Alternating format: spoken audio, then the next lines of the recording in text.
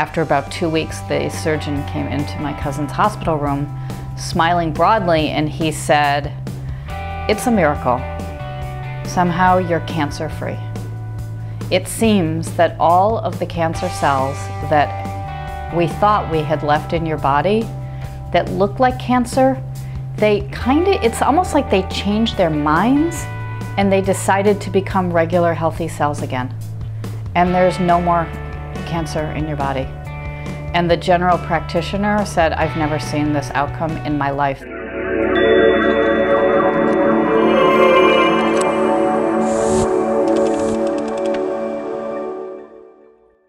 He was diagnosed with colon cancer, and I didn't know how serious it was.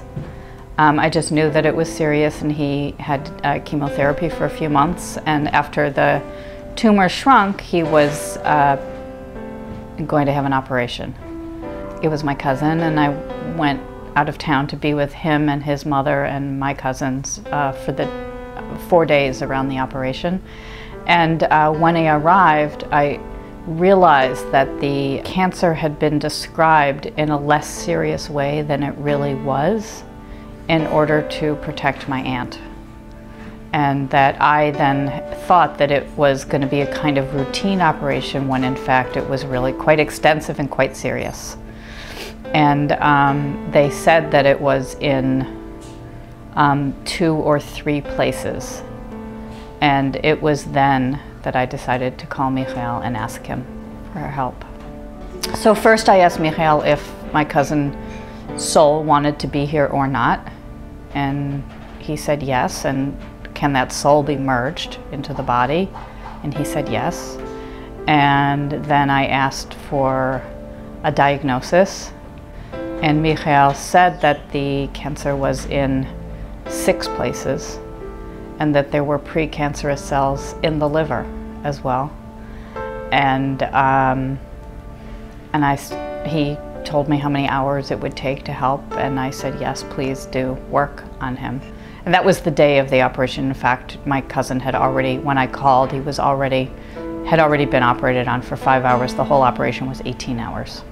So I reported back on what Michael said, and everybody there said, oh no, there's no involvement in the liver, and it's not in 6 places. They said it's in 3, and whatever, it's gonna be fine, you know, from the operation.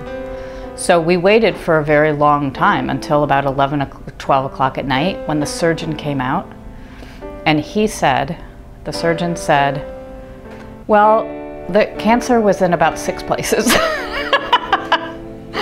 Which isn't really funny, except that the outcome is good. So he said the cancer was in about 6 places, and one of the ones that concerns me the most is that it's kind of on the blood vessel that leads into the liver, and there were some areas that I could not get to because they were too tricky, and if I had tried to remove more tumor there, I would have destroyed some function in his body, and I couldn't do that. I had to leave some cancer in the body. We took out a lot. It was very hard to get in. It was a long and difficult operation, but he was strong, and he'll just have to go through chemotherapy as soon as he heals again for the next month, is what the surgeon said.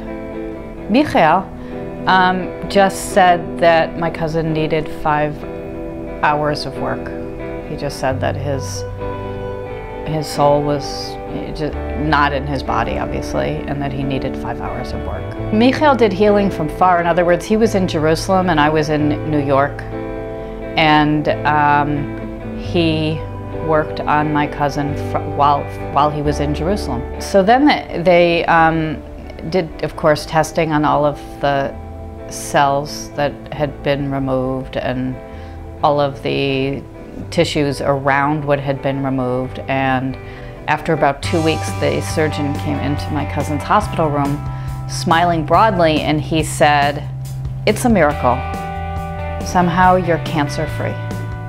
It seems that all of the cancer cells that we thought we had left in your body that looked like cancer, it's almost like they changed their minds and they decided to become regular healthy cells again. And there's no more cancer in your body. The surgeon said, I've only seen this one other time in my career. He's a man in his, I don't know, 50s, 60s.